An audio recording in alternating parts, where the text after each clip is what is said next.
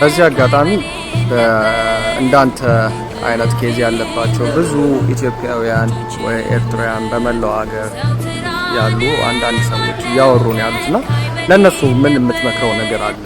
ማለት አንተ ያንተን የመንፈስ ጥንካሬ እያየኑ ነው፣ እግዚአብሔርም ታክሎበት ጥሩ ነው፣ ደስ ይላል። ለነሱ ምን የምትለው ነገር አለ? ምክንያቱም don't push it, okay? Just bending and follow the machine. Bending and straight, bending and straight. Yeah.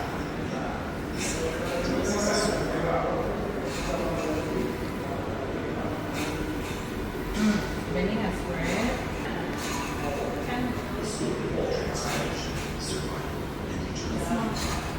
Slow speed first.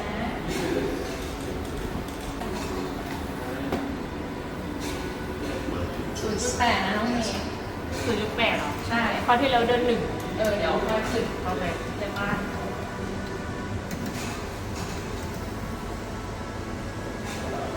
follow the machine and let's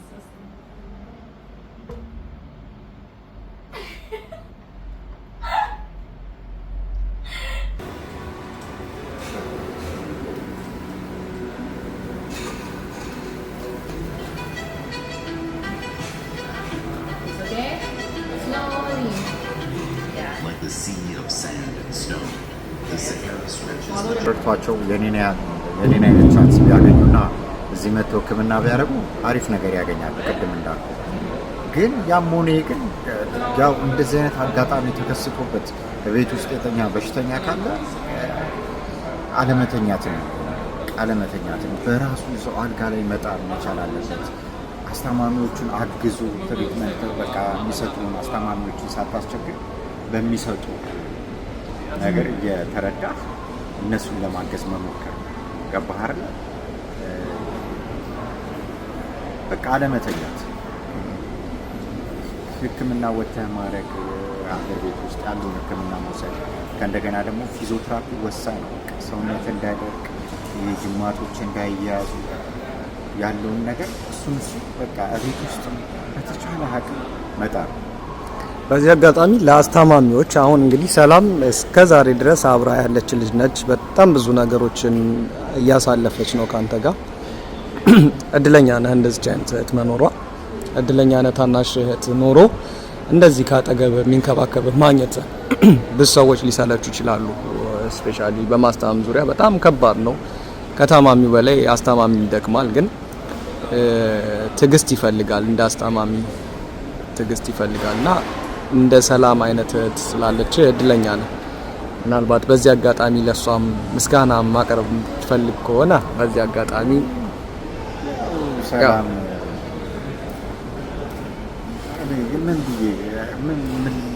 ምንም ልላት አልችልም።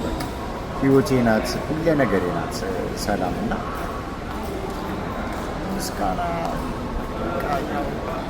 እንደምታየው ነው። በቃ ከእግዚአብሔር ታገኘው እኔ ምን ማመሰግናት ሁሌ እንዳመሰገንኳት ነውና እግዚአብሔር ይስጣት። በቃ ምንም ማለት ከዚህ በላይ እኔ እንጃ። የእሷ ነገር ከባድ ነው።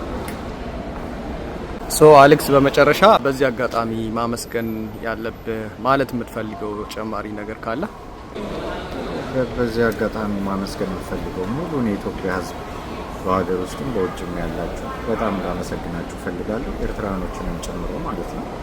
እግዚአብሔር ይስጥልኝ። ለዚህ መጥቼ ሕክምናዬን እንዳረግ ለረዳችሁ፣ በአጠቃላይ አስተዋጽኦ ላረጋችሁ፣ ውጭ ሀገርም ሀገር ውስጥ ላላችሁ ኤርትራውያንና ኢትዮጵያውያኖች ወንድም እህቶቼ ሁላችሁንም በጣም ነው የማመሰግነው። ያው ሕክምና ያላለቀም በጣም ቀጣይ ነው፣ ረጅም ጊዜ ቀጣይ ነው እንደተነገረኝ ከሆነ ግን ያው ተስፋ ሳልቆርጥ በጸሎታችሁ አስቡኝ።